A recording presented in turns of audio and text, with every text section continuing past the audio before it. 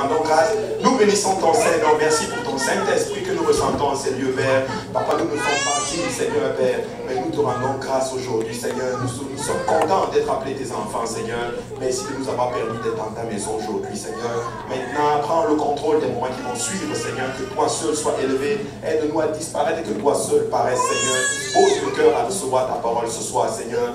Qu'elle produise des fruits, qu'elle germe, produise des fruits, que ces fruits nous conduisent à la vie éternelle. Et je viens contre tout esprit ne confessant pas ton nom maintenant. Je viens lier tout esprit incrédule, je viens lier tout esprit orgueilleux. Je viens chasser maintenant tout esprit ne confessant pas ton nom par la puissance de ton nom, Seigneur Jésus-Christ. Alléluia. Que toi seul sois glorifié. Nous disons tous au nom de Jésus. Alléluia. Et vous pouvez vous asseoir dans la présence du Seigneur ce soir. Amen. Alléluia. Alléluia. Désolé, vous voyez le fil rose. Faites comme si ça appartenait à ma femme. Alléluia. C'est juste parce que je m'excuse, j'ai oublié de charger mon iPad. Mais je pense que ça devrait être correct comme ça. Amen. Alléluia. Amen. Voilà. Donc, et nous allons enseigner aujourd'hui sur ce sujet. Vous savez, on ne peut pas garder une bonne personne à terre. Amen. On ne peut pas garder une bonne personne à terre. Alléluia. Et je sais que le frère Silvio va pour moi aider pour le Seigneur. Alléluia. Alléluia. Je sais que vous pouvez juste s'asseoir et puis Amen. Alléluia. Et le Seigneur. Alléluia. Bon, alléluia. Je voulais juste s'asseoir devant, je voulais juste avancer devant et puis après aller s'asseoir avec le pasteur Zach Sportman pour l'aider à traduire. Mais alléluia, je vais encore répéter pour moi qui va comprendre. Alléluia, le frère Stéphane a compris.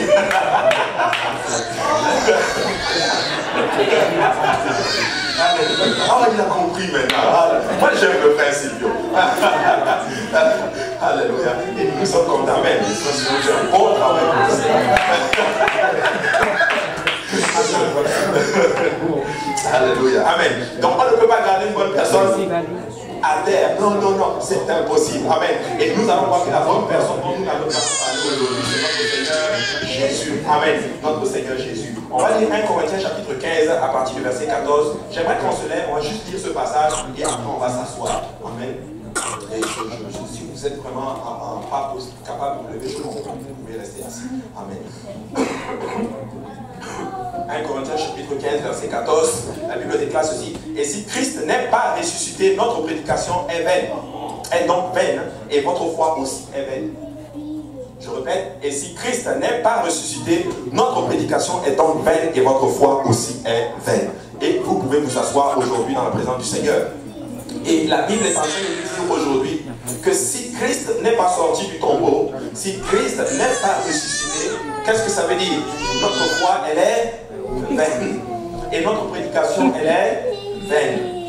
Mais nous rendons grâce au Seigneur que Christ a ressuscité d'entre les morts. Vous savez, la résurrection de Jésus est en fait, si vous voulez, le fondement du christianisme. Le fondement de notre foi aujourd'hui est basé sur la résurrection de notre Seigneur à Jésus-Christ.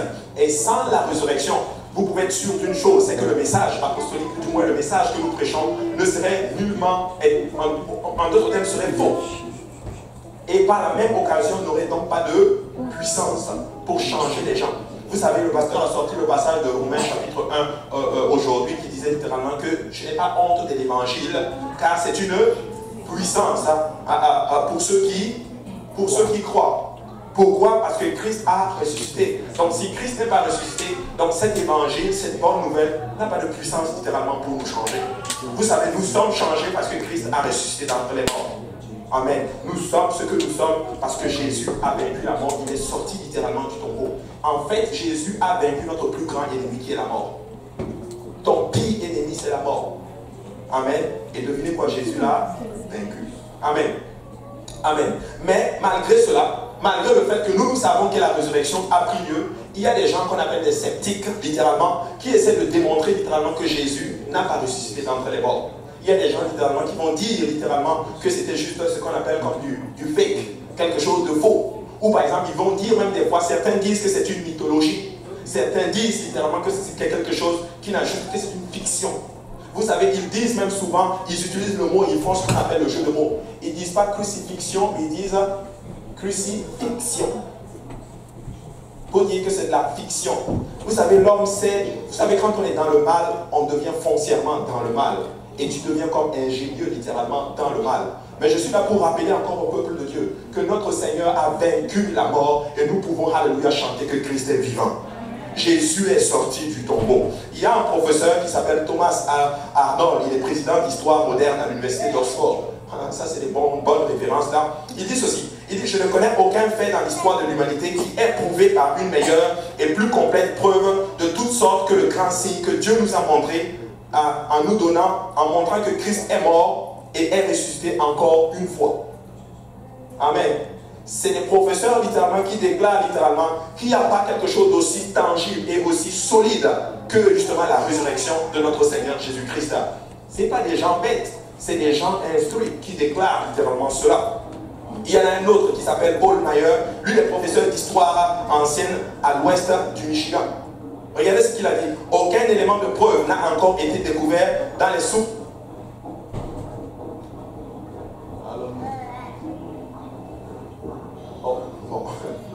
Le Seigneur est bon. Alléluia. Le diable ne veut pas que je prêche mon message, mais je vais le prêcher quand même. Alléluia. Et il dit ceci, il dit: aucun élément de preuve n'a encore été découvert dans les sources littéraires ou l'archéologie qui réfuterait littéralement la résurrection du Christ. Rien ne peut réfuter la résurrection de notre Jésus. Regardez, un autre disait ceci, qui s'appelle Brooke Foss, il disait ceci, c'est un chercheur d'anglais, il est critique, il dit ceci: ce n'est pas trop de dire qu'il n'y ait pas d'incident historique mieux soutenu que la résurrection de Jésus. Waouh! Il n'y a rien, littéralement, qui peut réfuter littéralement la résurrection de notre Seigneur Jésus. D'ailleurs, ils essaient de trouver des preuves pour démontrer de A plus B que Jésus n'est pas sorti du tombeau. Mais plus ils essaient de le démontrer, plus ils sont confondus. La Bible en elle-même se défend toute seule. Et Jésus est vraiment sorti du tombeau. Et malheureusement, beaucoup de personnes croient que Jésus n'est pas sorti du tombeau. Tu sais, si tu ne crois pas que Jésus a ressuscité, laisse-moi te dire que tu t'es fait avoir. Mais quand tu crois que Jésus-Christ est sorti du tombeau, laisse-moi te dire que c'est une puissance pour toi. Et elle est capable de te changer. Amen. Vous savez, quelqu'un d'autre a dit ceci, qu'en matière de stricte évidence, la résurrection est un fait incontestable. Amen. La résurrection, c'est quelque chose que tu ne peux pas contester littéralement. Il est sorti du tombeau. Il a vaincu la mort. Et nous, par la même occasion, le vieil homme est mort et nous aussi, littéralement, nous allons atteindre la vie éternelle. Amen. Un autre a déclaré ceci: il y a plus de preuves pour les faits historiques de la résurrection de Jésus-Christ que pour n'importe quel autre événement de l'histoire. Plus de preuves de la résurrection de Christ que pour un autre événement de l'histoire dans laquelle nous sommes aujourd'hui. Mais malgré ces preuves, ces sceptiques-là existent toujours. Et nous ne devrions pas être perplexes pour cela, parce que le scepticisme a commencé depuis, alléluia, le Sanhédrin. Depuis le temps de Sanhédrin avec Ponce Pilate, ils ont tout fait pour démontrer que Christ n'est pas sorti littéralement du tombeau. Vous savez, quand Jésus a ressuscité d'entre les morts, vous vous rappelez que notre chère Marie a couru. Elle est allée voir littéralement les apôtres. Christ a vaincu. Christ est sorti du tombeau. Il est ressuscité. Et nous le chantons souvent. Galilée, Galilée. Montréal, Montréal. Je viens de Montréal. J'espérais que quelqu'un me conduise dans la chanson. Je viens de Montréal. Pour faire quoi? Pour annoncer à tous mes frères que Jésus-Christ est sorti du tombeau. Il a vaincu la mort. Il est vraiment sorti. Oh, recule, femme. Comment ça, il est ressuscité? Et pourquoi il ne nous est pas apparu en premier? Mais Jésus a vraiment vaincu. Amen. Il est sorti du tombeau. Ça a commencé littéralement dans l'ancien temps. Et c'est le même esprit, entre autres thèmes, qui est en train de travailler sur les gens aujourd'hui. Matthieu chapitre 27, verset 65 dit ceci. Pilate leur dit: vous avez une garde. Allez, gardez-le comme vous l'entendez. Ils s'en allaient et s'en assuraient et s'assurèrent du sépulcre au moyen de la garde après avoir scellé la pierre. Ils sont allés, ils ont scellé, en d'autres termes, ils ont pris littéralement notre Seigneur, on l'a emmailloté dans son linceul, on l'a mis dans le tombeau et ils ont scellé cela. Et par la même occasion, ils ont placé des gardes pour être sûrs littéralement qu'il ne va jamais sortir du tombeau. Est-ce que vous savez pourquoi?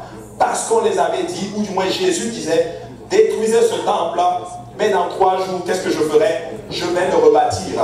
Je vais aller beaucoup plus loin. Moi, je pense que les gens du Sanhédrin, et même ces Romains, les Pilates et toute la gang, je crois qu'ils croyaient même à la résurrection du Seigneur Jésus que même des apôtres. Parce que quand vous étudiez bien l'histoire, certains des apôtres ont cru littéralement que Jésus était Seigneur juste après sa résurrection. Ils se sont dit, waouh, on était en présence de Jéhovah, on était en présence de l'Éternel des armées. Mais écoutez, si ces personnes-là, les Pilates et le groupe des Sanhédrins ne croyaient pas que Jésus allait sortir du tombeau, alors pourquoi prendre toutes ces mesures? Pourquoi mettre une grosse pierre? Pourquoi mettre des gardes, littéralement, devant le tombeau? C'est pas qu'ils se disaient, oh, il y a peut-être une possibilité. Mais voici l'autre théorie, c'est qu'ils se disaient, oh, peut-être que ces disciples peuvent aller voler son corps et dire qu'il a ressuscité d'entre les morts. Mais moi je suis convaincu qu'au plus profond d'eux, quelque chose leur disait, il a fait des miracles, il a ressuscité des morts. Écoutez, s'il a ressuscité des morts, peut-être que lui-même, il peut se ressusciter lui-même. Amen. Et on va empêcher cela d'arriver.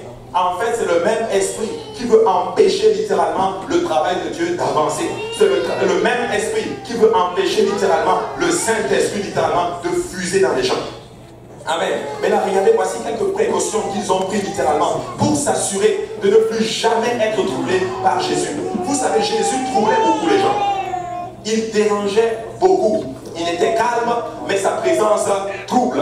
Avez-vous déjà vu quelqu'un, il est dans votre présence, il ne dit pas un mot, mais il te dérange. Il faut qu'il parte de là. On ne peut pas le supporter. Écoutez, c'est comme ça que Jésus était littéralement, quand les religieux le voyaient. On ne peut pas le sentir. Il doit partir d'ici. On doit l'éliminer. Et des fois, c'est ce qui t'arrive lorsque tu donnes ta vie à Dieu. Tu arrives quelque part, c'est comme si tu déranges. Amen. Parce que le Saint-Esprit est en toi. En fait, Jésus-Christ est en toi. Ce n'est pas toi qui dérange, c'est Jésus-Christ qui est en toi qui dérange les gens qui sont dans les ténèbres. Mais ceux qui sont dans la lumière, ils veulent ta présence. Amen. Amen. Regardez, la première chose qu'ils ont fait littéralement, la première chose, premièrement, c'était littéralement son procès. On a fait un procès littéralement pour ne pas avoir littéralement affaire encore à lui. On va l'accuser. On va essayer de trouver un défaut en lui. Et la première chose qu'ils vont faire littéralement, on va d'abord l'accuser littéralement d'avoir blasphémé. Vous savez, il est Dieu. Il ne peut pas blasphémer contre lui-même. C'est vrai. Eux, ils ne croyaient pas qu'il était Dieu. D'ailleurs, on lui a posé la question, es-tu roi? Et qu'est-ce qu'il déclare? Mais tu l'as dit, je suis un roi. Et en fait, je suis même là pour rendre témoignage de la vérité. Quiconque est de la vérité entend ma voix, il déclare. Ça veut dire ceci, que si tu es de la vérité, tu vas entendre la parole de Jésus.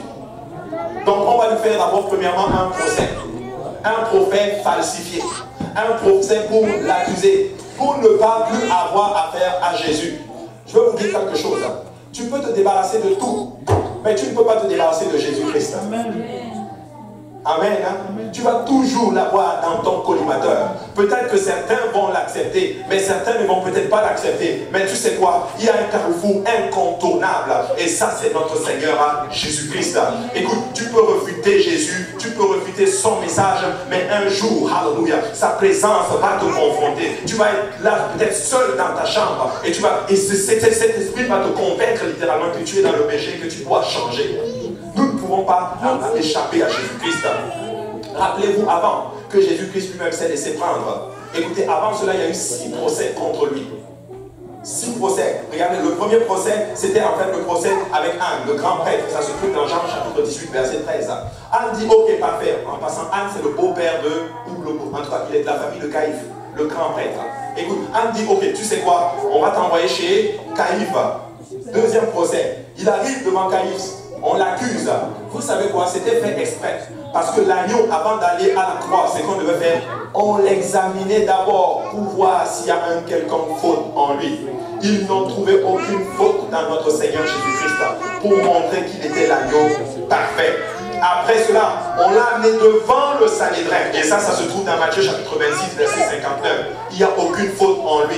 On essaie de tout faire. Un procès monté pièce par pièce, littéralement, pour l'empêcher littéralement de ne plus avoir affaire à lui. Mais je suis là pour rappeler encore au peuple de Dieu. On ne peut pas se débarrasser de Jésus-Christ. Et si tu es de Jésus, on ne peut pas se débarrasser de toi. Amen. On ne peut pas se débarrasser de toi. Ensuite, on l'a envoyé vers Pilate.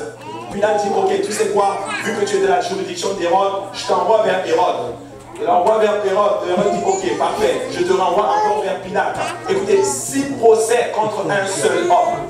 Écoutez, Jésus-Christ n'est pas un simple charpentier. Jésus-Christ était Dieu manifesté dans la chair.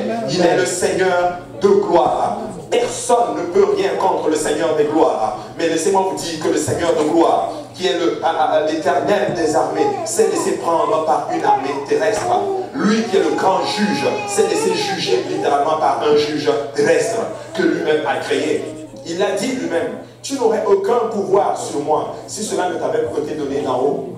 En fait, littéralement, il était en train de me dire ceci. En fait, tu es un lion. Tu es juste là pour accomplir ma volonté. Moi, je t'ai mis là pour un temps comme celui-ci. Envoie ma vie à la croix. Parce que j'ai un peuple que je dois libérer. Faites vite parce que je dois aller à la croix. Et il fallait que tu sois là pour m'amener à la croix. Deuxièmement, après le procès, c'était la crucifixion. Alexandre le Grand a introduit littéralement la crucifixion littéralement en Égypte et à Carthage. Et ça, c'était une manière horrible et affreuse pour torturer les gens. Vous savez, les Romains ont appris la crucifixion et ils l'ont perfectionné par la suite. Cicéron a appelé cela le plus cruel et hideux des tortures. C'est la crucifixion. Je sais que pardonnez-moi, je ne veux pas être morbide ici, ou je ne veux pas, votre terme, frapper votre sensibilité. Mais permettez-moi un peu de vous parler un peu de la crucifixion. C'était juste un bois en forme de croix, et on prenait une personne et on le clouait littéralement dessus.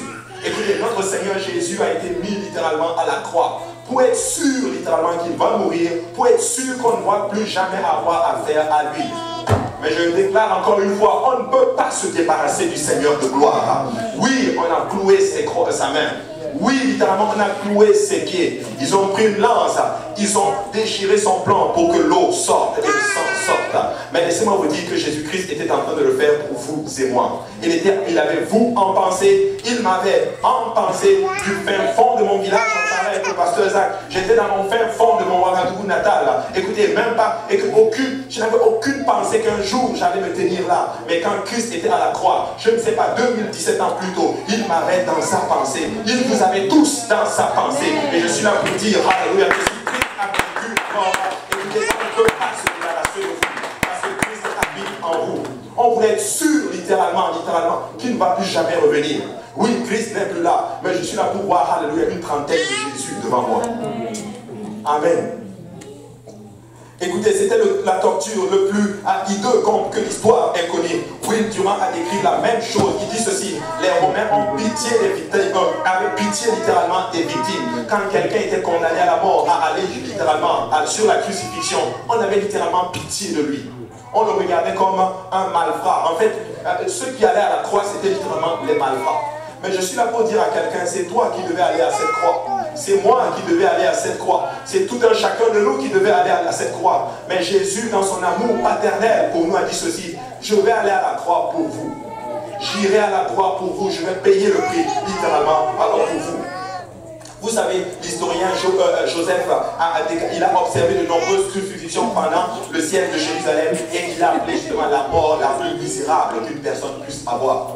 Mais je suis là pour dire à quelqu'un, la mort la plus misérable que toi tu devais avoir, ton Père qui s'appelle Jésus-Christ l'a fait pour toi. Pourquoi? Parce qu'il t'aimait. Et eux, ils l'ont fait littéralement parce qu'ils se disaient que, en le faisant ainsi, il ne va plus jamais revenir.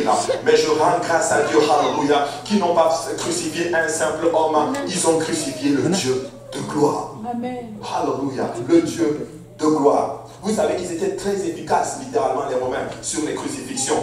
Vous savez, les victimes ne pouvaient même pas échapper. Quand tu étais à la croix là, oublie, c'est fini pour toi. Tu ne peux juste pas y échapper. Rappelez-vous littéralement le geôlier dans le livre des Actes, comment il a eu peur quand il est venu trouver que Paul et Silas littéralement étaient encore dans les cachots et les portes littéralement étaient ouvertes. Il voulait se suicider parce qu'il savait ce que représente la crucifixion. Parce que quand on te prenait ainsi, il devait aller à la crucifixion. Il dit, tu sais quoi, vaut mieux que je me suicide et ne pas aller à la crucifixion parce que ça, c'est une mort morbide. Ça, c'est affreux. Écoute, je préfère mourir par moi-même. Paul et Silas dit, oublie, ne te mets pas à la mort. Ne te mets pas à la mort. Mais laissez-moi vous dire que cet homme-là, à la même heure, la Bible déclare déclare qu'ils l'ont pris. Ils l'ont annoncé l'évangile. Et lui et sa famille ont été baptisés au nom du Seigneur Jésus-Christ. Écoute, Géolé, tu n'as pas besoin de te crucifier. En fait, tu n'as pas besoin de te donner la mort. Christ est mort déjà pour toi. Toi, tu dois vivre maintenant pour Christ. Amen. Regardez ceci. Il pensait littéralement que ses prisonniers s'étaient échappés. Et il voulait même se suicider plutôt que d'être trouvé négligent dans son devoir et encourir littéralement à la colère de ses supérieurs. Et ça se trouve dans Actes chapitre 17 à partir du verset 27. Et si Jésus n'était pas seulement, Jésus n'a pas été seulement crucifié, il a été aussi flagellé. Vous savez, les gens sont tellement méchants et ils savent tout faire littéralement pour ne plus avoir affaire littéralement à la chrétienté. Vous savez qu'ils ont même tout fait pour annihiler la parole du Seigneur. Est-ce qu'il y a des gens qui ont leur Bible ici? Est-ce qu'il y a des gens, si vous avez votre Bible, levez votre Bible. Vous savez, cette Bible que nous avons aujourd'hui, ils ont tout fait pour que nous ne puissions plus avoir la Bible, pour que nous ne puissions plus avoir la parole du Seigneur. Si vous avez la Bible aujourd'hui, je vous en prie, révérez la parole du Seigneur. Je vois souvent certaines personnes qui viennent dans la maison de Dieu et ils oublient leur Bible. On va les prendre, on va les mettre à l'arrière. À l'arrière, on a des Bibles. Mais je suis souvent choqué. Il n'y a personne qui vient qui demande où est ma Bible. Écoutez, cette parole, il y a des gens qui ont au prix de leur vie, qui ont tout fait pour que nous puissions l'avoir aujourd'hui. Vous savez, je révère beaucoup ma Bible. J'aime souvent ma Bible. Et des fois, j'ai même envie de faire souvent comme le rabbin. Souvent, le rabbin, quand il lit sa Bible et qu'il a comme une révélation, j'ai envie de prendre ma Bible et de l'embrasser. Je ne suis pas là pour dire que nous idéalisons le papier. Non. Mais je suis là pour dire que je révère tellement cela parce que c'est la parole du Seigneur. Il y a des gens au prix de leur vie qui ont tout fait pour que nous puissions l'avoir aujourd'hui. Aujourd'hui, certaines personnes ne viennent même plus à l'église avec leur Bible. Amen. De toute façon, on a la projection maintenant. Pasteur va dire au verset, le frère Jules ou le frère tel à l'arrière va la projeter. Des fois, je vous dis comment certaines personnes qui fonctionnent. C'est dimanche aujourd'hui, je dois aller à l'église. J'ai oublié ma Bible. Je cherche. C'est où ma Bible? Ok. Après, il a tout. Ok, c'est un peu ça. Ça fait longtemps que tu ne l'as pas ouvert. Amen. Et ils arrivent à l'église et le pasteur va dire, ouvrons la Bible dans je ne sais pas moi, dans Ézéchias, verset 12. Il n'y a même pas Ézéchias dans la parole du Seigneur. Et tu vas voir les gens, ils ouvrent la Bible. C'est où Ézéchias? Non, je fais la joke, mais c'est pour dire ceci. Nous devons lire la parole du Seigneur. Nous devons donner beaucoup de révérence à la parole du Seigneur. Amen. Parce que certaines personnes, au prix de leur vie, ont donné beaucoup de choses pour que nous puissions l'avoir aujourd'hui. Écoutez, si vous n'avez pas de Bible, amen, vous devez avoir une Bible et vous devez la chérir. Vous devez l'aimer parce que c'est la parole du Seigneur. Alors, maintenant, je sais que tout le monde va venir à l'église maintenant avec leur parole, n'est-ce pas? Qui va venir maintenant tout le temps à l'église avec sa Bible? Hallelujah. Amen. Nous allons venir avec la Bible. Mais Jésus, je reviens à mon texte, c'est juste ma petite parole pastorale. Mais nous allons revenir. Jésus n'a pas été seulement crucifié, il a été flagellé, on l'a frappé, on l'a crucifié. Vous savez, comme je le dis, je répète encore, je ne veux pas être morbide, mais je veux juste que vous réalisez ce que Christ a fait pour nous. Vous savez, quand on le frappait, certains historiens ont dit ceci, que les courroies, il y avait comme des morceaux de pierre dessus. Amen. Des morceaux de pierre dessus. Et quand il frappait sur son dos, et il ne l'enlève pas comme cela. Il frappe et il tire littéralement pour déchirer littéralement sa peau et pour que le sang puisse être plus giclé. Ils ont pris une couronne d'épines qu'ils ont posée sur notre Seigneur Jésus-Christ. Quelqu'un est venu même et qui a arraché littéralement sa barbe. Ils ont craché sur Jésus-Christ. C'est ce qu'ils ont fait avant qu'il n'aille à la croix. On a souvent la décence de le couvrir lorsqu'il le représente. Mais permettez-moi de vous dire, peuple de Dieu, que c'est nu que notre Seigneur Jésus-Christ a été mis à la croix. Et ça, il l'a fait à cause de nous. Il n'y a pas une humiliation plus supérieure que celle-là. On l'a insulté, on l'a flagellé, il s'est laissé faire. Mais devinez qui l'avait en pensée quand il faisait ceci? C'était vous, c'est moi. C'était vous, c'est moi. Et ils l'ont fait. Littéralement, pour qu'ils ne reviennent plus jamais. Mais Jésus était en train de se dire, je vais subir cela, parce que je sais que j'ai des enfants en 2017, dans un soir qui vont être dans l'église, et ils doivent ressentir mon esprit. Je vais le faire pour eux. Je veux le faire pour eux. Et Écoutez, nous devons aimer notre Seigneur Jésus. Nous devons lui donner beaucoup de révérence et nous devons le servir avec un cœur sincère et avec beaucoup d'amour. Amen. Troisièmement, littéralement, c'était son ensevelissement. Le corps de Jésus a été placé dans une tombe, taillée justement dans un roc solide et une très grande pierre. Le pasteur en a parlé ce matin. Une très grande pierre a été roulée devant la tombe. Waouh, extraordinaire. Je ne savais pas ce que j'allais vraiment enseigner, mais regardez, c'était vraiment en plein là-dedans que le pasteur enseignait ce matin. Mais une grande pierre a été roulée devant justement cette pierre pour être sûr que même s'ils se réveillaient, ça c'est vraiment la probabilité pour eux était zéro qu'ils se réveillent. Mais au moins même s'ils se réveillent, il ne peut pas pousser cette grosse pierre pour sortir. Tu sais, ton ennemi va souvent faire des choses pour être sûr qu'il t'a abattu. Mais je suis là pour dire encore une fois, tu ne peux pas retenir le Seigneur de gloire. Peu importe ce qui est devant la tombe, justement, cette chose doit s'écarter. Mais je suis là pour dire que peu importe l'obstacle qui est devant toi, si tu sers le Seigneur Jésus-Christ, cet obstacle n'a pas le choix que de se déplacer. Parce que tu dois avancer. Écoutez, moi j'ai toujours dit ceci. Si Dieu veut que j'aille de l'autre côté, il y a deux possibilités, ou trois possibilités. Soit il va me faire transparent et je vais passer. Soit il va me donner la puissance et je vais passer et je vais casser le mur. Soit il va me faire comme Superman. Je casse le mur et je dépasse. Mais une chose est sûre, je dois être de l'autre côté. Je suis là pour dire ici à quelqu'un, l'obstacle qui est devant toi va quitter au nom de Jésus-Christ. La pierre va être roulée et tu vas sortir de là. Et tu vas avancer et tu vas réussir. Mais tu dois servir le Seigneur. Écoute, si tu veux casser cette porte, n'aie pas peur qu'on t'amène dans la tombe. Amen. Il faut que tu habites dans le tombeau. Amen. Pour pouvoir sortir et rouler cette pierre. Et je suis là pour dire à l'église, nous allons rouler cette pierre. Ou du moins cette pierre n'aura pas le choix que de se rouler elle-même, toute seule, sous le commandement de notre Seigneur Jésus-Christ. Vous savez, dans l'un des exemplaires de l'évangile de Marc qui a été conservé justement dans la bibliothèque en Angleterre, une déclaration entre parenthèses a été ajoutée à ce stade du récit qui dit ceci. Et quand Jésus a été déposé là-bas, c'est-à-dire dans la tombe, Joseph d'Arimathée a mis contre le tombeau une pierre que les hommes ne pouvaient pas rouler. Écoutez, c'était une pierre solide. Ce n'était pas n'importe quelle pierre. Bon, ils mettent entre parenthèses pour dire que c'est douteux. Vous allez voir dans certaines versions de la Bible, il y a certains textes, quand c'est douteux, ils vont mettre... bon, je ne suis pas en train de dire que la Bible est falsifiée, non. Mais les traductions, il faut souvent faire attention. Il y a certaines traductions qu'ils vont mettre entre parenthèses pour dire que bon, mais si vous voulez comprendre toutes ces choses-là, il faut souvent prendre l'original. Donc ça, c'est un autre enseignement. Mais ce que je veux dire par là, c'est que la pierre, ce que vous devez comprendre, c'est que la pierre qui était devant le tombeau de notre Seigneur Jésus-Christ était une pierre qu'un homme physique ne pouvait pas rouler. En d'autres termes, Jésus, dans son état faible, en d'autres termes, en tout cas en tant qu'humain, ne pouvait pas rouler.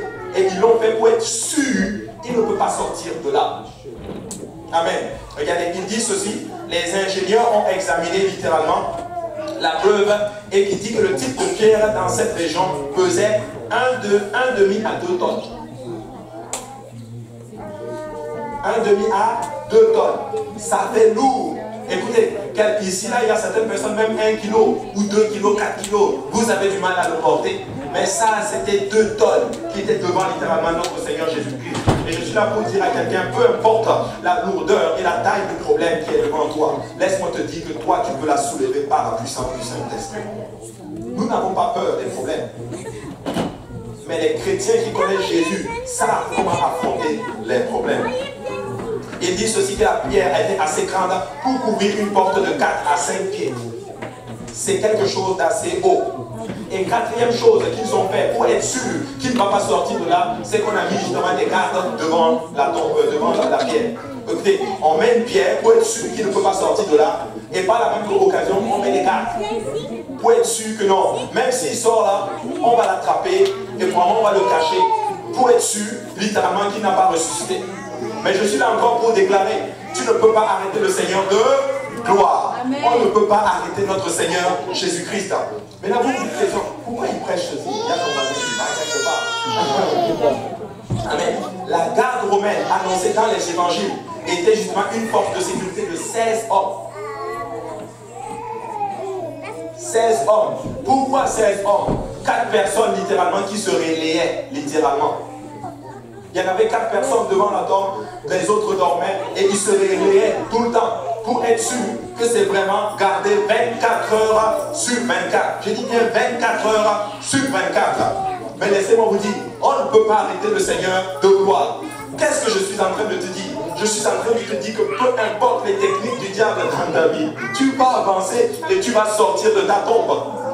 Tu vas sortir de ton tombeau. Vous savez quoi? J'étais arrivé à une place souvent dans ma vie où j'avais beaucoup de crainte, beaucoup de peur. Qu'est-ce qui va se passer demain? Qu'est-ce qui va se passer après-demain? Ah, comment je vais faire? Comment je vais faire ceci? Et le Seigneur m'a montré quelque chose. Si tu mets ta confiance en moi, je ne sais pas qu'est-ce qui va se passer demain, mais je sais une chose, c'est que mon futur est dans les mains du Seigneur. Et peu importe l'obstacle, par le nom de notre Seigneur Jésus-Christ, l'obstacle va arriver. L'obstacle n'aura pas le choix que le quitter. Et nous allons réussir. Je dis que tout obstacle qui sera devant l'Église, que ce soit un obstacle gouvernemental, un obstacle financier, un obstacle spirituel, tu n'auras pas le choix que de quitter. Oui, peut-être que tu vas nous affaiblir à un moment donné, mais laisse-moi te dire qu'on ne peut pas garder un bon homme à terre. Amen. Tu ne peux pas garder. Nous allons avancer. Je dis peu importe l'obstacle. Amen. Rien ne peut arrêter un enfant du Seigneur. Absolument rien. Absolument rien. Écoutez, les gardes étaient là et quasiment, et vous connaissez les gardes romains. Ce n'est pas des policiers que nous voyons aujourd'hui. C'était des gars solides. C'était des gars forts. C'était des gars musclés littéralement. C'était des durs. C'est des gens qui n'ont pas peur de tuer pour rien. Ils avaient reçu le mandat littéralement, si quelqu'un est de votre chemin, tuez-le. Ils ont tout fait pour l'arrêter. Cinquièmement, il y avait ce qu'on appelle des joints. C'était des joints, justement, quand vous prenez des tombeaux et que vous utilisez bien le tombeau, il y avait ce qu'on appelle la grosse pierre devant. Et sur la grosse pierre, il y avait des cordons. Et sur le cordon, il y avait justement comme des joints faits en argile qu'on mettait littéralement et avec un gros cordon. Et il y avait des temples dessus pour montrer que c'était l'armée romaine qui l'avait mis là. Amen. Étudiez bien l'histoire. Même quand vous voyez souvent certains films, je ne regarde plus vraiment les films, mais à l'époque, vous pouvez voir justement ce principe. Ils le mettent. Quand ils mettent le tombeau, ils vont mettre un joint, boum, avec le sceau de l'armée romaine. Il faut dire que oui, c'est eux qui l'ont mis là et c'est eux qui sont en train de le garder. Pour être sûr. Et quand quelqu'un voyait quelqu'un disait, oh, touche pas à ça parce que ça, c'est les Romains. Amen. Mais laissez-moi vous dire encore une fois, on ne peut pas arrêter le Seigneur de gloire. Du moins, l'homme ne peut pas arrêter et il n'y a rien qui peut arrêter notre Seigneur Jésus-Christ. Ce sceau était le témoignage public que le corps de Jésus était là-bas et qu'il était protégé littéralement par l'armée romaine et que rien littéralement ne pouvait en d'autres termes l'enlever. Et quiconque essayait littéralement d'enlever le corps de Jésus-Christ serait justement face littéralement à la colère de Rome. Vous vous rendez compte? À la colère de Rome. Tu peux être sûr d'une chose, qu'aucun apôtre n'a osé en d'autres termes flâner à côté. Et je rends grâce à Dieu pour les femmes. Il y avait une femme quand même, il y avait des femmes qui allaient quand même, au moins pour l'embaumer. Les apôtres étaient restés. Ils avaient peur. Pourtant ils se disent que c'est nous les hommes. Mais ils sont restés, ils ont eu peur. Je n'ai pas vu un d'eux qui allait à la tombe pour dire, ah bon, alléluia, on va aller se recueillir un peu. Non, ils sont restés et ils avaient peur. Mais le peuple de Dieu, malgré toutes les précautions que l'ennemi avait prises, la tombe de Jésus-Christ était vide le matin de Pâques. Le tombeau était quand même vide. Écoutez, je ne sais pas, alléluia, comment ça s'est passé, le pasteur en a parlé. Vous savez, quand ils sont venus, qu'ils ont vu le tombeau littéralement, il y avait un ange à sa droite, un ange à sa gauche, alléluia, et c'était vide. Écoutez, il y a même certains qui disent, je pense que le texte le dit, la Bible le dit littéralement, que quand ils sont rentrés, Jésus-Christ en sortant, ils ont trouvé son linceul qui était plié et déposé. Écoutez, il a même pris le soin de plier le linceul et le déposer. Vous savez, chez les Juifs, quand le Juif, il mange, alléluia, il va s'essuyer la bouche avec son torchon, alléluia, et quand il le plie bien, et qu'il le dépose, vous savez ce que ça veut dire? Ça veut dire, j'ai bien mangé, tout est fini. Écoutez, c'est ce que Jésus avait fait littéralement. Il a plié le linceul, il l'a déposé, et quand ils sont venus, waouh, le tombeau était vide. Mais comment est-ce qu'il est sorti? Comment est-ce que les gardes n'ont même pas pu l'arrêter en passant? Je ne crois même pas, alléluia. Je ne sais même pas comment il a fait. Est-ce qu'il a poussé la pierre? Est-ce qu'il a explosé la pierre? Est-ce que des anges sont venus? Certains historiens sont un peu perplexes là-dessus. Mais une chose que je peux vous dire, Jésus n'était plus dans le tombeau. Le tombeau était vide. Est-ce que vous savez ce que ça veut dire? Ça veut dire que peu importe combien de temps tu as passé dans ton tombeau, laisse-moi te dire qu'un temps arrive où le tombeau, la pierre va être roulée et tu vas sortir du tombeau. Et quand l'ennemi viendra voir, il dit, wow, en passant, tu vas prendre même le temps, en passant, il dit, prends le temps de plier quand même ton linge. Amen. Fais un peu de ménage, alléluia. Juste pour montrer que tu sais quoi, j'ai fini, tu sais quoi, et puis, comme on dit le pasteur, fais comme ça. Fais comme ça. Fais comme ça ton problème. Écoute, le problème est là aujourd'hui, un autre va venir. Écoute, je suis prêt. Nous sommes prêts. Parce que ceux qui connaissent Jésus, ils savent comment affronter les problèmes. Écoutez, il n'a même pas acheté le tombeau, il l'a juste loué. Il y a certaines personnes qui achètent leurs problèmes parce qu'ils se disent non, je vais rester longtemps dedans. Non, Jésus a juste loué parce qu'il savait qu'il ne va pas passer beaucoup de temps là-bas. Il est sorti du tombeau. Écoutez, si vous voulez rationaliser la résurrection, vous devez faire face justement à certains faits insurmontables. Les Juifs et les Romains devaient être surpris et dépassés finalement de voir que malgré leurs précautions prises, Christ est quand même sorti du tombeau. Je suis là pour dire à quelqu'un que si tu marches devant le Seigneur, malgré les persécutions qui sont contre toi, les persécuteurs vont être étonnés de voir comment tu réussis malgré les précautions qu'ils prennent pour te mettre à terre. Écoute, peu importe ce qu'on te fait, tu vas avancer. L'Église va avancer. Le peuple de Dieu va avancer. Tout enfant de Dieu, vous allez réussir. Peu importe les obstacles contre vous, si vous restez, que vous vivez dans le Seigneur Jésus-Christ, vous faites exactement tout ce que le Seigneur te demande de faire. Laisse-moi te dire que tu vas réussir et tu vas avancer. Vous ne le croyez pas. Moi, je crois que vous allez avancer. Quand vous prenez l'église de Saint-Laurent, on nous avait raconté l'histoire. Un jour, le pasteur arrivait et il voit un monsieur. Il était en train de jeter des sorts sur l'église. Il faisait des incantations. Mais vous savez ce que Dieu a fait? Le pasteur a regardé seulement. Ça, c'était le pasteur grand. Puis il est rentré. Écoutez, l'église a grandi. L'église a aujourd'hui des églises filles. L'église a aujourd'hui beaucoup d'autres pasteurs. L'église ne fait que avancer. Je suis là pour dire, rien ne peut arrêter l'église. Rien ne peut arrêter un enfant de Dieu. Donc si on te persécute aujourd'hui, garde cette parole en toi. Personne ne peut t'arrêter tant et aussi longtemps que tu sers notre Seigneur Jésus. Amen. Nous devons le servir. Christ est sorti du tombeau. Le sceau romain a été cassé. Le tombeau était vide et la grosse pierre a été déplacée. La garde romaine s'est enfuie. Amen. La garde romaine s'est enfuie. Les vêtements gravés étaient vides, non perturbés. Et il y avait des centaines de témoins oculaires qui ont vu le Seigneur Jésus-Christ après sa résurrection. Et Jésus ne s'est même pas arrêté là. Il dit, tu sais quoi, je vais me montrer à des centaines de personnes pour être sûr qu'il est sorti du tombeau. Mais je suis là pour donner encore une preuve tangible et palpable que Christ a ressuscité d'entre les morts. C'est vous. C'est vous, alléluia. Si Christ n'était pas sorti du tombeau, vous ne seriez pas ici dans la maison du Seigneur. Si Christ n'avait pas réussi, on n'allait pas voir ce drogué venir dans la maison du Seigneur, être libéré contrairement de ces drogues et commencer à servir le Seigneur. On n'allait pas voir ce religieux, alléluia, sortir de sa religion et venir servir le Seigneur. On n'allait pas voir ces personnes-là qui étaient dans le monde, plongées dans le monde comme pas possible, en train de fumer les joints, en train de faire ces choses-là, venir dans la maison du Seigneur, danser pour Dieu, alléluia. Christ est ressuscité d'entre les morts. Satan n'a pas réussi à t'avoir. En fait, une personne de perdue encore pour le cas de Satan.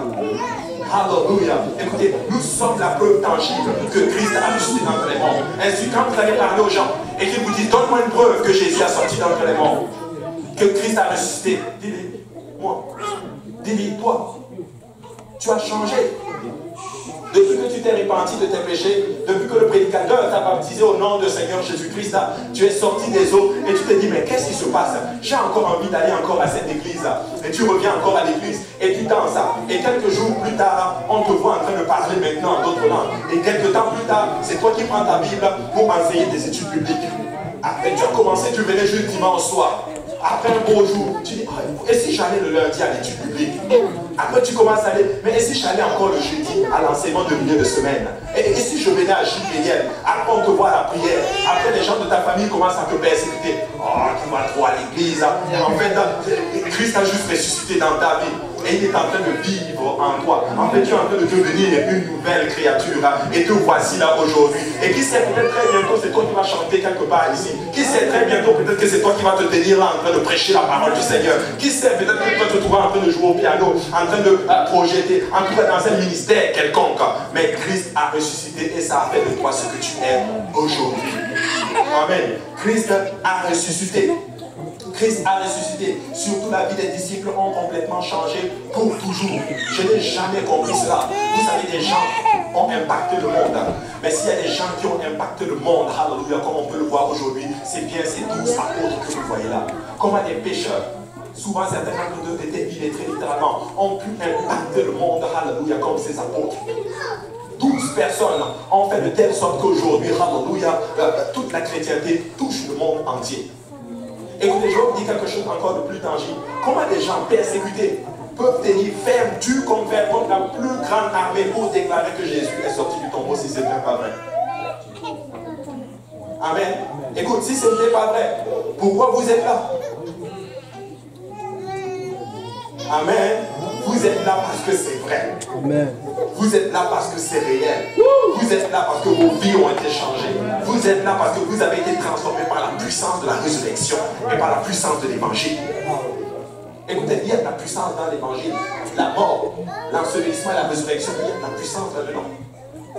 Amen. Nous sommes des témoignages. Vous savez, si Christ était resté dans le tombeau, il n'y aurait jamais eu de chrétienté. Si Christ était resté dans le tombeau, il n'y aurait jamais eu de parler en langue. Si Christ était dans le tombeau, il n'y aurait jamais eu de vie transformée. Le monde, oui, est dans le péché. Mais laissez-moi vous dire que le monde allait pire que cela. Écoutez, si le monde n'est pas ce qu'il est, alléluia, c'est à cause de vous et moi, l'Église. Amen. Un professeur de droit a dit ceci, littéralement. Il a donné des conférences pendant des années sur la façon de briser les témoignages et de déterminer si un témoin ment ou non. Mais il a déclaré ceci. Il dit: les annales de la guerre militaire ne sont qu'un exemple d'une constance héroïque et d'un courage sans faille.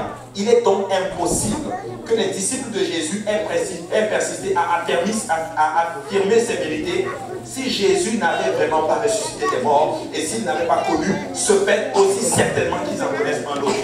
En fait, ils sont juste en train de dire que si Jésus n'avait vraiment pas sorti, n'était pas sorti du tombeau, ses apôtres ne pouvaient pas le déclarer tu confères au prix de leur vie. Il est sorti du tombeau. Écoutez, quelqu'un doit à un moment donné dire à quelqu'un: écoutez, Jésus est sorti du tombeau, voilà pourquoi je vis ainsi. C'est vrai. C'est vrai. Avant de venir, je préparais la leçon et je cherchais en fait une illustration, une vidéo que j'allais vous montrer. J'ai trouvé une vidéo, mais je n'ai pas ressenti de la montrer. Mais il y a quelqu'un qui a dit, il y a un non-croyant qui a dit une phrase qui a frappé mon esprit. Et on lui a posé cette question, on lui a dit: mais qu'est-ce qui te trompe? En fait, plutôt, qu'est-ce qui te fait peur le plus? Il dit ceci: ce qui me fait peur, c'est de me tromper et de baser mon éternité là-dessus. Personne d'entre vous ne veut se tromper. Tu ne peux pas te lever un bon matin et te dire: oh, j'étais dans quelque chose de faux. Écoutez frère, je me suis posé la même question quand j'étais musulman. Une fois, je me suis trouvé dans la mosquée, en plein vendredi, et une pensée est venue dans ma tête. Et si tout ceci était faux? Et si tout ceci était faux? Mon éternité est basée là-dessus. Je suis là pour dire à quelqu'un: tu ne veux pas te tromper, mais si tu veux fonder ton éternité sur quelque chose de sûr, c'est Jésus-Christ. Donne ta vie à Jésus, sers Jésus, répands-toi si ce n'est pas le cas.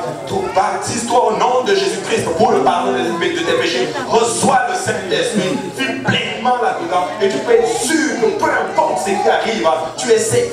Amen. Tu es safe. Le monde va mal. Écoutez, je ne sais pas ce qui va se passer demain, mais ça ne va même pas m'étonner demain si la troisième guerre éclate demain là. Parce que nous sommes au bord littéralement d'une crise entre Donald Trump et Pyongyang et toute la gang. Mais je suis là pour vous dire que nous, le peuple de Dieu, nous savons où est notre salut. Le nom de l'Éternel est une tour forte. Le juste s'y réfugie. Réfugie-toi dans le nom de Jésus-Christ. Ça veut dire que quand tu es repenti, baptisé dans le nom de Jésus, tu es sûr. Tu es dans une tour forte. Tu es sûr. Ainsi, vivre pour Dieu, c'est notre façon d'assurer notre sécurité, en fait. Moi, je l'ai toujours dit, ma seule façon de garder ma famille, ma seule façon d'assurer ma sécurité, c'est de vivre pour Jésus. Parce que beaucoup de personnes assurent, écoutez, allez voir, j'ai vu beaucoup d'émissions, allez voir aux États-Unis, ils font des bunkers. Vous savez ce que ça veut dire? Si une troisième guerre éclate, on va aller dans les bunkers. Ils disent que Air Force One, l'avion américain, ça peut circuler pendant 24 heures. Le carburant, la capacité de kérosène peut circuler pendant 24 heures. Je n'ai jamais compris cela. Pendant 24 heures. Et les autres 24 heures qui vont suivre, faire comment? Mais je connais un avion qui peut circuler l'éternité et c'est Jésus. Amen. Et quand tu embarques dans cet avion, laisse-moi te dire que quand la destruction arrive, nous sommes safe pour toujours. Nous sommes safe pour toujours. Amen. Alléluia. Vous savez, il ne mentait pas. Il savait que c'était du vrai. Écoutez, si nous vivons comme ça, c'est parce que nous croyons que c'est vrai. Tu sais, tu dois avoir ta propre expérience avec le Seigneur Jésus-Christ. En fait, personne ne peut enlever ton témoignage. Oui, peut-être qu'ils ne croient pas en ce que nous croyons, mais ce que je dis, c'est que j'ai eu cette expérience. Jésus l'a fait, la Bible le déclare. Le salut est personnel. Tu sais, quand tu as une expérience avec le Seigneur, personne ne peut te l'enlever. Je dis personne. Ils disent que non, vous parlez en langue, c'est du fake. Je vous assure, ce n'est pas du fake. J'ai reçu le baptême du Saint-Esprit. J'étais dans ma chambre. Personne ne peut enlever, alléluia, ce témoignage. Lorsque l'Esprit du Seigneur est tombé sur moi, lorsque le Seigneur a pris le contrôle de ma langue, écoutez, je parlais en langue, je vous dis, et je fermais même ma bouche pour parler en français, ouvrir ma bouche et parler en français, alléluia, pour comprendre ce que je suis en train de dire. Mais le parler en langue sortait littéralement. Je ne sais pas ce que j'étais en train de dire, mais je sais que j'étais en train de glorifier le Seigneur en esprit. Peuple de Dieu, ma vie n'a plus jamais été la même depuis ce jour. Et je connais beaucoup de gens qui ont eu la même expérience que chacun de nous. Écoutez, personne ne peut vous enlever cela. Et la Bible déclare que quand l'Esprit du Seigneur habite en toi, lorsque la trompette va sonner, ce même Esprit qui a ressuscité Jésus-Christ d'entre les morts va aussi littéralement t'enlever justement dans les cieux. Tu dois avoir le Saint-Esprit. Le Saint-Esprit, c'est le carburant qui va te faire monter au ciel. Et si tu as cette expérience, le monde va essayer de t'enlever. Quand j'ai eu cette expérience, on m'a dit que c'était n'importe quoi. On m'a dit que c'était juste moi qui avais parlé en langue. Mais je suis là pour déclarer, ce n'était pas moi. Du moins, j'ai parlé en langue selon que l'Esprit du Seigneur m'a donné de parler. C'est réel. C'est réel.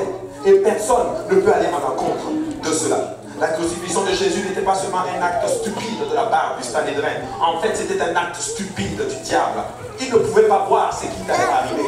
Quand ils ont crucifié Jésus, ils ne savaient pas littéralement qu'il allait avoir un groupe de jeunes ici qui allait servir le Seigneur, qu'il allait avoir un groupe d'anciens qui allait servir le Seigneur, qu'il allait avoir des femmes qui vont se lever, alléluia, pour leur maison, qui vont amener leurs enfants dans la maison du Seigneur, qu'il allait avoir des pères de famille qui vont se lever, prendre leurs femmes et leurs enfants, dire, nous allons à la maison de l'Éternel, nous allons glorifier le nom de l'Éternel, nous allons élever le nom de l'Éternel, alléluia. Oui, c'était un acte stupide, et je suis là pour dire à quelqu'un, le diable t'attaque, mais il ne sait pas qu'il est en train de faire un acte stupide, parce que plus il t'attaque, plus tu deviens plus fort pour le Seigneur. Plus il te persécute, tu es le plus fort pour le Seigneur. Et écoute, même s'il t'attaque, tu es plus fort. S'il ne t'attaque pas, tu es aussi plus fort. Donc dans tous les cas, tu es plus que vainqueur par Jésus-Christ qui t'a aidé. Donc Satan, continue ton œuvre. Nous continuons notre œuvre. On ne va même pas le calculer. Nous allons continuer. Écoutez, nous allons continuer à servir Jésus-Christ. Nous allons continuer à venir dans la maison du Seigneur. Nous allons continuer à prêcher cette parole. Alléluia. Satan va faire ce qu'il a à faire. Nous allons aussi faire ce que nous avons à faire. Amen. Amen. Écoutez, c'était le Sanhédrin, il ne pouvait pas voir littéralement ce qui allait arriver. 1 Corinthiens 2, 7 dit ceci. Nous prêchons la sagesse de Dieu, mystérieuse et cachée, que Dieu avant les siècles avait destinée pour notre gloire. Sagesse qu'aucun des chefs de ce siècle n'a connue. Car s'ils l'eussent connue, ils n'auraient pas crucifié le Seigneur de gloire. Écoutez, s'ils savaient ce qui était en train d'arriver, ils n'auraient jamais crucifié le Seigneur de gloire. Jamais ils auraient mis Jésus à la croix s'ils savaient que c'était justement pour voir ce que nous sommes en train de voir aujourd'hui. Quand Jésus est allé à la croix, Jésus en fait a eu le diable. Vous savez, la croix ne ressemblait pas à une victoire. Ça avait l'air d'être une défaite. Mais c'était la plus grosse victoire que l'humanité ait portée, peuple de Dieu. Et je suis là pour te dire, mon frère, ma soeur, peut-être tu regardes ta situation et tu te dis que c'est une défaite. Mais je suis là pour te dire que ta situation est une victoire. Amen. Souvent, la victoire ne ressemble pas à une victoire. Elle ressemble à une défaite. Mais laissez-moi vous dire que nous sommes dans la victoire. Alléluia. Même si nous sommes persécutés, nous sommes dans la victoire. Une question importante se pose ce soir, mes frères et sœurs. En qui vas-tu faire confiance avec ta mort? En qui vas-tu faire mettre ta confiance? Si tu entrais aujourd'hui dans l'éternité, en qui vas-tu mettre ta confiance? Certains l'ont mis dans Allah. Ils sont même prêts à se suicider pour Allah. Ils sont même prêts à s'exploser pour Allah. Certains l'ont mis dans Bouddha. Certains l'ont mis dans Confucius. Certains l'ont mis dans un quelconque gourou quelque part. Mais je bénis beaucoup le Seigneur. Alléluia. J'ai mis ma confiance dans le Seigneur Jésus-Christ. Je ne sais que ça ne va pas faillir. Et je suis là pour réitérer encore la foi de quelqu'un. Continue à mettre ta foi dans le Seigneur. Ne mets pas ta foi dans l'homme. Ne mets pas ta foi dans l'homme. La Bible déclare malheur à celui qui se confie en l'homme. Vous savez pourquoi? Parce que l'homme n'est pas capable de résoudre ton problème. Mets ta confiance en Jésus-Christ. Couvre-toi en Jésus-Christ. Il va te bénir. Il va te garder. Amen. Il va te garder. Nous pouvons lui faire confiance. N'entre pas dans l'éternité étant perdu, please. S'il vous plaît, un prédicateur de prêcher un message d'avait dit ceci. S'il vous plaît, n'allez pas en enfer. S'il vous plaît, allez au ciel. La seule manière d'aller au ciel, c'est par son évangile. Il est mort pour nous, il a été cloué par nous, il est allé dans le tombeau pour nous, il a ressuscité d'entre les morts pour nous, pour que nous puissions nous repentir de nos péchés, que nous soyons baptisés au nom de Jésus, et pour le pardon de nos péchés, que nous recevions aussi son esprit. Mais ceux qui ont répondu littéralement, une chose est sûre, si Christ revient, nous allons tous passer, si Christ ne revient pas, nous allons tous passer par la mort. Ça, c'est pas une révélation. Amen. Si Christ ne revient pas, par exemple, aujourd'hui, ou du moins ne revient pas avant notre mort, nous allons tous passer par la mort. Si Christ ne revient pas, nous allons tous passer par la mort. Tous ceux qui entreront dans le processus de la mort sans connaître le Seigneur Jésus-Christ feront face au jugement du Seigneur. Mais ceux qui ont répondu à l'appel du salut par le biais de l'évangile, et à l'église, par le biais de l'évangile que vous avez entendu dans la maison du Seigneur, vous allez vous tenir lors de ce grand jour. Et vous allez pouvoir faire face à cela. D'ailleurs, n'est-ce pas ça le but ultime? L'expérience de Acte 2, chapitre 38 est extraordinaire. 3000 âmes baptisées dans le nom de Jésus-Christ au jour de la Pentecôte. 3000 âmes. Frère, je ne sais pas comment ça s'est passé. Vous vous rendez compte, il y avait combien d'apôtres? 12 apôtres pour baptiser 3000 âmes. Je ne sais pas comment ça s'est passé. Je vous assure. Est-ce que Pierre a baptisé 100 personnes et puis quelqu'un d'autre a baptisé 200 personnes? Ou je ne sais pas, peut-être qu'ils se sont tous entrés. À 3, tout le monde se plonge. Je ne sais pas comment ça s'est passé. Mais 3000, ça fait beaucoup. Des fois, je baptise des gens, des fois à 5, 6, 7, 8 personnes. Je commence à sentir la fatigue. Mais c'était 3000 au jour de la Pentecôte. J'aimerais être fatigué. J'aimerais baptiser tellement que je sois fatigué. Amen. Amen. Mais c'était ça qui s'est passé le jour de la Pentecôte. Vous savez quoi? Parce que c'était réel. Écoutez, ils n'auraient jamais attendu 10 jours dans la chambre haute, dans la crainte, dans la peur. Et je crois que certains d'entre eux, ils étaient tous en jeûne. Je suis convaincu qu'ils ont fait 10 jours sans manger. Je me trompe peut-être. On va quand même aller au ciel. On va aller au ciel, je vais aller demander à Pierre. Est-ce que vous avez mangé? Mais je crois qu'ils n'ont pas mangé, qu'ils étaient en jeûne. Et quand le Saint-Esprit est arrivé, ils ont commencé à parler cette langue. Et ça a été le début d'une église glorieuse et puissante. Hébreux 9, 27 dit ceci. Et comme il est réservé aux hommes de mourir une seule fois, après quoi vient le jugement. Tu ne peux pas mourir 2 fois. Tu ne peux pas mourir et revenir et dire, oh là, je change et je repars. Non. Nous mourons une seule fois, après quoi vient le jugement. Frères et sœurs, tu peux banquer sur beaucoup de choses. Mais s'il y a une chose dans laquelle tu ne peux pas mettre ton éternité, c'est le salut. Donc je suis là pour dire à quelqu'un qui n'est pas encore entré dans le salut, entre-y. Si vous êtes déjà dans le salut, peuple de Dieu, je vous en prie, gardez-le. Persévérez dans la foi. Ne permettez à rien d'entamer votre relation avec le Seigneur. Ne permets pas au monde, parce que le monde va disparaître. Ne permets même pas un quelconque travail. Ne permets même pas une quelconque relation. Ne permets même pas un quelconque comportement d'entrave et ta relation avec le Seigneur, parce que c'est la chose qui compte le plus. Une autre question importante, en qui vas-tu faire confiance avec ta vie aujourd'hui? Il y a beaucoup plus d'avantages à être chrétien, littéralement, qu'à être simplement sauvé après ta mort. Moi, je préfère être chrétien et être sauvé que de vivre ma vie, et puis même s'il fallait que j'ai l'évangile, que je sois quand même sauvé, c'est pas mauvais, c'est bon. Mais tu auras vécu ta vie comme un misérable. Écoutez, il y a plus d'avantages à vivre pour Dieu que de vivre sans Dieu. Amen. Qui peut dire amen à cela? Amen. Il y a plus d'avantages à vivre pour Dieu que de vivre sans Dieu. Jean 10 dit ceci: le voleur ne vient que pour dérober, pour égorger et détruire. Moi, le Seigneur dit, je suis venu pour que les brebis aient la vie et qu'elle soit dans l'abondance. Écoutez, vivre pour Christ, ce n'est pas une vie de déserte. Ce n'est pas une vie où tu vis limite. C'est une vie en abondance. Quand vous venez voir les gens ici en train de danser pour le Seigneur, ce n'est pas parce que tout va bien dans leur vie. C'est parce que nous savons que Christ est bon et que Christ est vivant. Et nous faisons ceci parce que nous avons de l'espérance pour le futur. Écoutez, ça ne va pas tout le temps dans ma vie, alléluia. Et j'aime beaucoup les gens qui sont toujours joyeux dans le Seigneur. Ça ne va pas tout le temps dans leur vie, mais ils se sont résolus à être joyeux dans le Seigneur parce que nous avons reçu la vie et la vie en abondance. Les chrétiens vivent une bonne vie, non pas parce que la situation est parfaite, mais parce que leur sauveur est parfait. Écoutez, les pécheurs, ils ne reçoivent aucun avantage en vivant littéralement dans le péché. Il n'y a aucun avantage.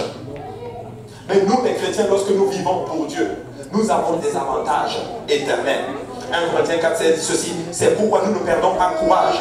Et non même que notre homme intérieur s'est détruit, extérieur s'est détruit, notre homme intérieur se renouvelle de jour en jour. Car nos légères afflictions du moment présent produisent en nous, au-delà de toute mesure, un poids éternel de gloire. Parce que nous regardons non point aux choses visibles, mais à celles qui sont invisibles. Car les choses visibles sont passagères et les invisibles sont éternelles.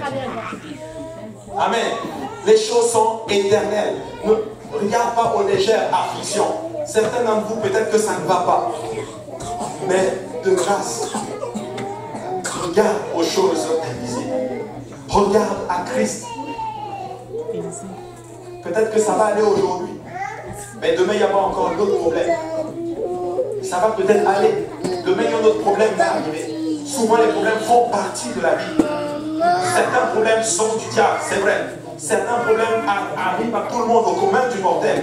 Certains problèmes, c'est Dieu lui-même qui permet que ça arrive dans ta vie. Mais écoute, tu sais quoi? Ce sont des légères afflictions du temps présent. Mais cela produit en nous, alléluia, une espérance glorieuse pour le futur. Vous savez quoi? Souvent je conduis, je vais travailler. Souvent je vais être honnête avec vous, je dis Seigneur, please reviens maintenant. Parce que je suis fatigué. Et je suis fatigué de cette vie. Reviens maintenant. Et là, boum, il me reprend. Mais écoute, si je viens maintenant, il y a encore beaucoup qui ne sont pas sauvés. Je dis, pardon, ne me viens pas maintenant. Amen. Tu ne peux pas garder justement à terre quelqu'un de bien. Si tu marches pour Jésus-Christ, peu importe ce qui va arriver, tu vas te délivrer.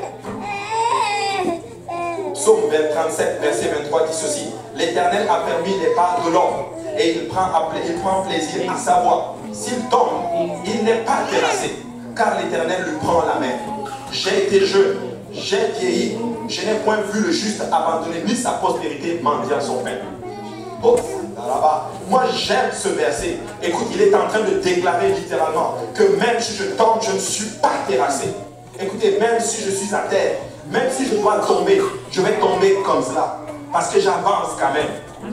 Je ne vais pas tomber sur le dos. Même si je tombe, j'avance. Écoutez, même si tu es à terre, tu n'es pas terrassé. Même si le diable t'a réussi à te mettre à terre, je suis là pour déclarer littéralement que tu n'es pas terrassé. Je vais vous montrer quelque chose dans les Écritures. Regardez. Quelqu'un a montré ceci. Vous savez, je ne sais pas si vous connaissez le Colisée. Alors, dans le Colisée, il y avait quelque chose qui se faisait, c'était le combat de gladiateurs. Vous savez, quand les gladiateurs se battaient là, il arrivait que celui qui est terrassé, qui est vaincu, en fait, son sort n'était pas sur son adversaire. Vous savez qui avait son sort en main? C'était l'empereur. Quand l'empereur faisait ça, ça veut dire ceci, laisse-le en vie. Mais quand l'empereur faisait ça, ça veut dire tue-le. Je suis là pour dire à quelqu'un, tu sais quoi? Le pouce levé ou le pouce à terre, c'est entre les mains de Jésus.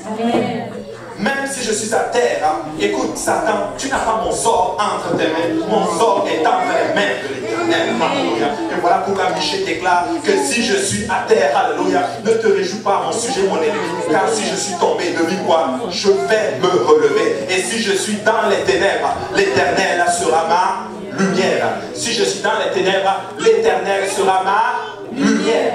Écoutez, ne te réjouis pas à mon sujet, mon ennemi. Amen. Si nous sommes à terre, on va se relever. Dis à ton voisin, si tu es à terre, relève-toi. Relève-toi. Écoutez, le pouce en l'air. Je dis bien le pouce en l'air. Ou le pouce à terre. C'est entre les mains de Jésus. Et je rends grâce à Dieu. C'est que Jésus a toujours le pouce en l'air. Ça veut dire que même si je suis à terre, tu sais quoi, je vais en quelque part que renverser Satan. Amen. Moi, je renverse l'ennemi de mon âme au nom de Jésus-Christ. Je le détruis par la puissance de la parole du Seigneur, par la puissance du Saint-Esprit. Je déclare, je prophétise sur la vie des enfants de Dieu que vous allez persévérer. L'ennemi n'a aucun pouvoir sur chacun de vous. Vous allez servir le Seigneur. Vous allez aller au ciel. Et quand l'ennemi s'élève contre vous, l'Esprit de l'Éternel le mettra en fuite. Vous n'allez pas tomber, vous allez persévérer dans les voies du Seigneur. Et l'ennemi n'a aucun pouvoir sur toi. Même s'il met une pierre sur ta tombe, même s'il met des gardes, même s'il met un seau devant toi, laisse-moi te dire que tu vas sortir de là au nom de Jésus-Christ. Tu vas sortir de là. Vous savez, voici l'hymne d'un enfant de Dieu, d'un soldat de Dieu. Nous sommes de l'armée de Dieu. Et notre hymne, c'est ceci. Je suis un soldat de l'armée de Dieu. Jésus-Christ, c'est mon commandant. La Sainte Bible est mon code de conduite. La foi, la prière et la parole de Dieu sont mes armes de guerre. J'ai été enseigné par le Saint-Esprit, formé par l'expérience, éprouvé par l'adversité et éprouvé littéralement par le feu. Je suis un volontaire dans cette armée. Je suis enrôlé pour l'éternité. Et je vais prendre ma retraite de cette armée à l'enlèvement ou mourir dans cette armée. Mais je ne vais pas sortir de bande. Je ne vais pas être expulsé de cette armée parce que je suis fidèle, je suis capable et je suis sûr. Et si mon Dieu a besoin de moi, devinez quoi? Je suis là. Peu importe là où il a besoin de moi, je suis là. S'il a besoin de moi pour enseigner sa parole, je suis là. S'il a besoin de moi pour enseigner du biblique, je suis là. S'il a besoin de moi pour enseigner l'école du dimanche, je suis là. S'il a besoin de moi pour nettoyer la maison du Seigneur, je suis là. S'il a besoin de moi pour un quelconque ministère, je suis là parce que je prends part à l'armée de mon Dieu. Amen. Il peut m'utiliser parce que je suis là. Et je suis un soldat. Et je ne suis pas un bébé. Et je n'ai même pas besoin d'être choyé. Et je n'ai même pas besoin de reconnaissance ou quoi que ce soit. Je n'ai même pas besoin de la reconnaissance des hommes. Je le fais parce que j'aime mon Seigneur. Je suis un soldat et même si personne ne m'appelle, je suis là. Vous savez, souvent, les soldats, souvent, c'est comme si c'est dans leur tête. On n'a pas besoin de m'appeler. Je suis là. Je vais aller beaucoup plus loin. Bishop Boudoua, quand il était venu ici, il a lancé quelque chose de particulier. Tu sais quoi? Arrive à cette place, littéralement, où tu deviens proactif sur les choses. Tu es là. Parce que tu te dis que je suis un soldat. Amen. Je suis un soldat. Tu n'as pas besoin qu'on te jette des fleurs.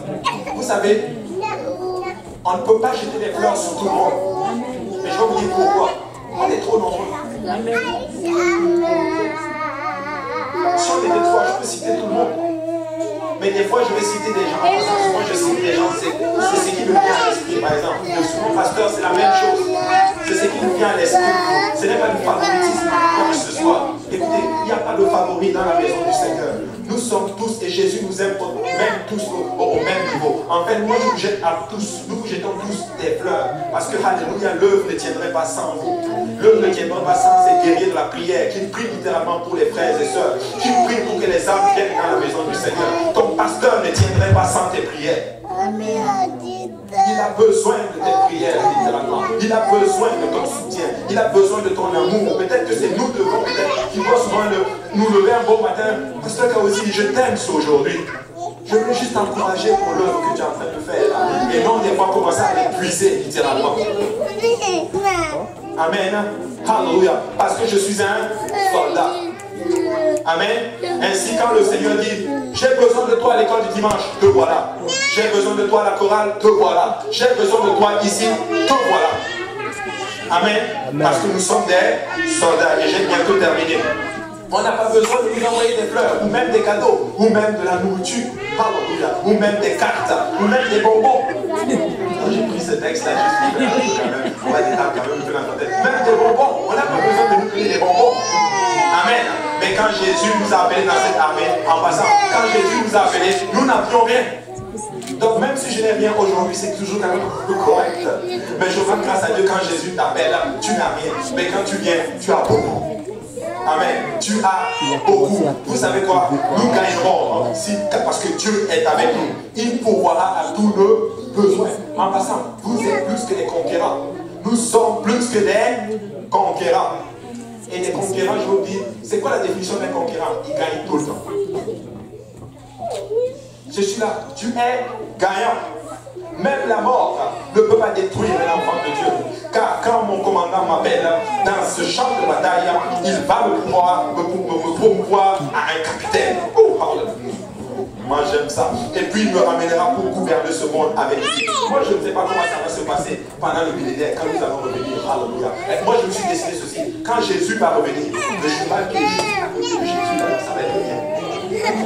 Alléluia. Et j'aime beaucoup ce frère qui avait dit que même si c'est sur un an, je veux être avec Jésus lors de ce retour. Et vous savez avec qui il va revenir? Il va revenir avec nous. Ah, je ne sais pas, telle personne va être gouverneur de tel roi, je ne sais pas moi, de l'Afrique par exemple.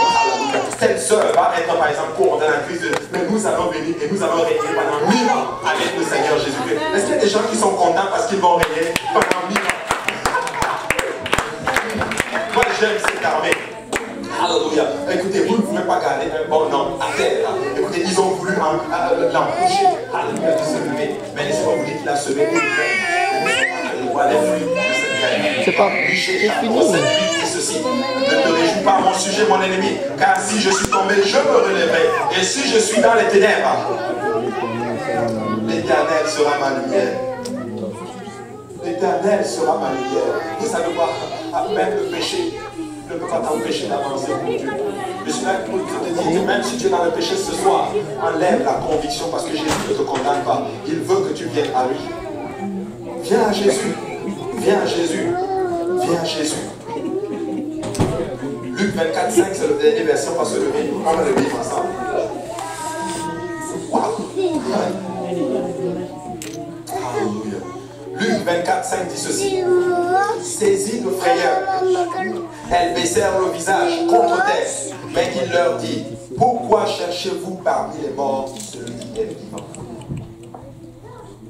Tu sais, on ne cherche pas Jésus dans une église morte. On ne le cherche pas parmi les morts parce qu'il est vivant. Et je suis là pour dire à quelqu'un que si tu cherches Jésus-Christ, tu peux venir dans ces lieux et nous allons te parler de lui. Et Jésus-Christ t'aime ce soir. Jésus-Christ nous aime et il ne nous a pas oubliés. Des fois, nous pensons qu'il nous a oubliés.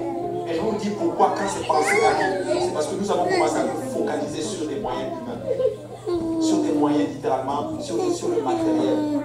Au lieu de mettre notre confiance en lui. Il ne nous a pas oubliés. Dieu n'oublie jamais son peuple. Dieu ne dit jamais, je me suis trompé à ton sujet.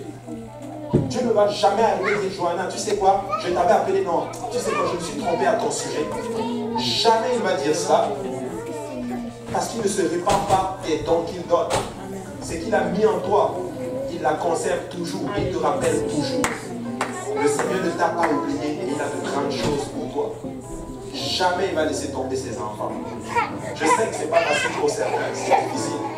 Mais je suis là pour te dire, si tu mets ta confiance en lui, peu importe le double serrure qui est sur ton tombeau, ce tombeau va s'ouvrir et tu vas partir de là. Amen. Si vous êtes là aujourd'hui et que votre foi a été un peu anéantie, par les situations difficiles. Je suis là justement pour booster votre foi, pour vous dire que Jésus vous aime toujours.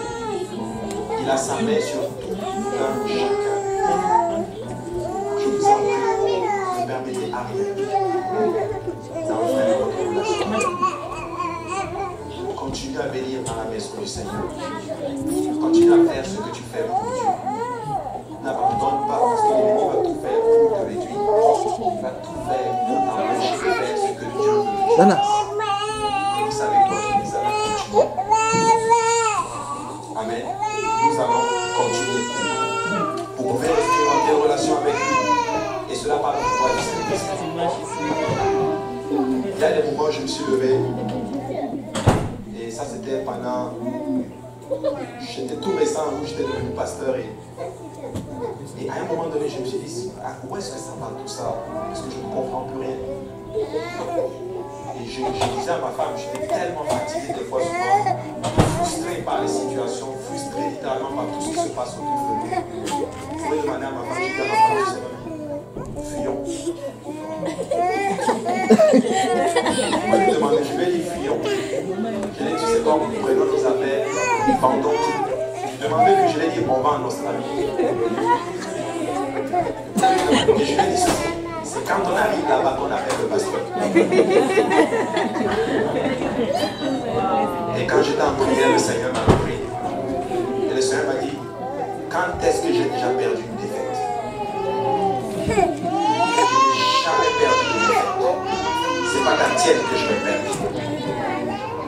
Et en passant, je vais prendre les mots de sacré. Tu n'es pas mon premier cas. Vous n'êtes pas le premier cas de Dieu. Il va tout arranger. Mais Père sévère. Amen. Ce n'est pas ton Père qui ne peut pas sauver.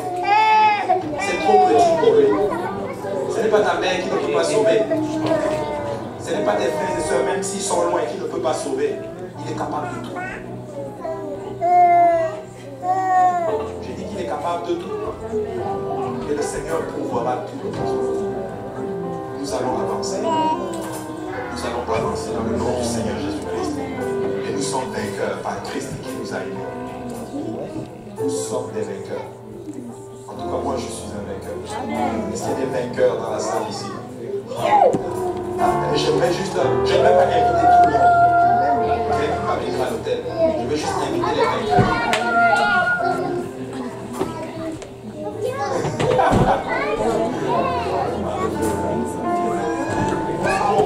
Moi je vais dire ainsi. Je vais inviter tous ceux-là qui aiment Jésus-Christ à venir à l'hôtel. Viens dire à ton Père que tu l'aimes. Viens lui dire, papa, je suis avec toi. Je suis ton soldat. Viens lui dire que papa, peu importe ce qui se passe, je suis avec toi. Viens lui dire que papa, peu importe ce que tu veux que je fasse, je vais le faire. Viens lui dire, papa, je sais que tu vas agir dans ma vie. Viens lui dire, papa, peu importe ce qui est devant moi, je sais que tu vas l'enlever. Je viens juste, alléluia, à renouer ma confiance en toi. Je viens juste élever ma foi en toi. Je viens juste te dire que je t'aime ce soir. Alléluia. Jésus.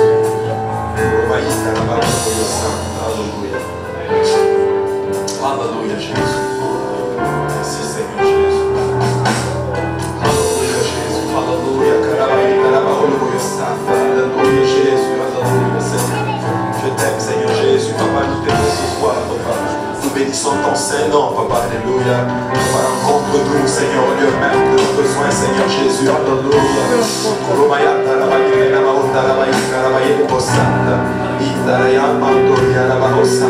Alléluia, Jésus. Papa, je t'aime, Seigneur Jésus. Je t'aime, Seigneur Jésus. Alléluia, Seigneur. Alléluia, Jésus. Alléluia, Alléluia, Jésus. Papa, nous continuons, Seigneur, cette marche avec toi, Seigneur Jésus. Alléluia, Alléluia, nous ne sommes pas vaincus. Alléluia, Alléluia, Jésus. Alléluia, Jésus. Alléluia, Jésus. Alléluia. Alléluia, Jésus. Alléluia. Alléluia, Jésus.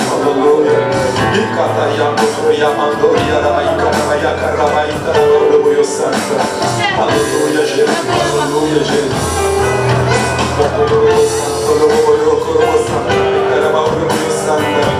Alléluia, Jésus, Alléluia, Jésus, Alléluia.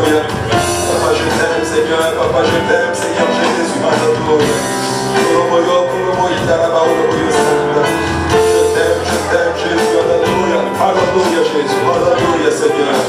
En pitié, Seigneur, papa, fortifie-nous, renouvelle notre foi en toi, Seigneur. Au nom de Jésus, alléluia, Jésus, alléluia, Jésus, alléluia. Alléluia, Jésus. Jésus, alléluia, Karabaïta, Rabaoulou, Santa. Karabaïta, Rabaoulou, Santa, Rabaïta, Rabaoulou, Santa. Oh Jésus, alléluia, Jésus, alléluia, Jésus, alléluia, Jésus. Alléluia, Jésus, alléluia, Seigneur. Alléluia, Jésus, alléluia, Jésus, alléluia, Seigneur. Merci, Seigneur Jésus, alléluia, Jésus, alléluia. Alléluia, Seigneur. Gloire à ton nom, Seigneur Jésus. Gloire à ton Seigneur, Papa. Alléluia, Jésus. Alléluia, Jésus. Alléluia, Jésus. Alléluia, Jésus. Alléluia, Jésus.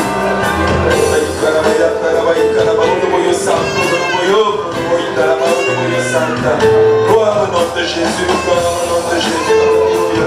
Alléluia.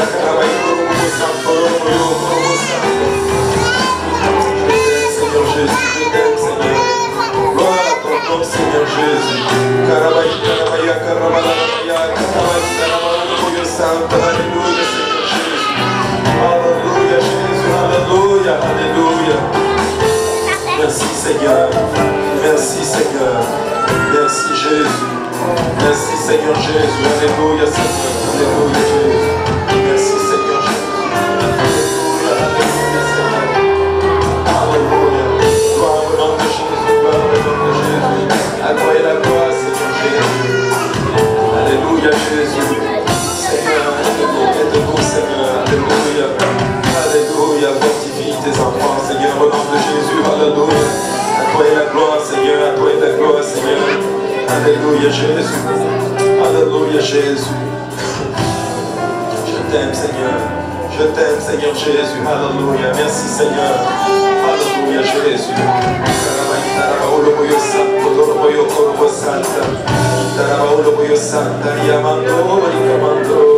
À toi est la gloire, Jésus. Alléluia. Merci, Seigneur. Merci, Jésus. Merci. Alléluia. Merci, Seigneur. Merci, Seigneur. Alléluia. Alléluia, Seigneur. Merci, Seigneur Jésus. Alléluia. Alléluia, Jésus.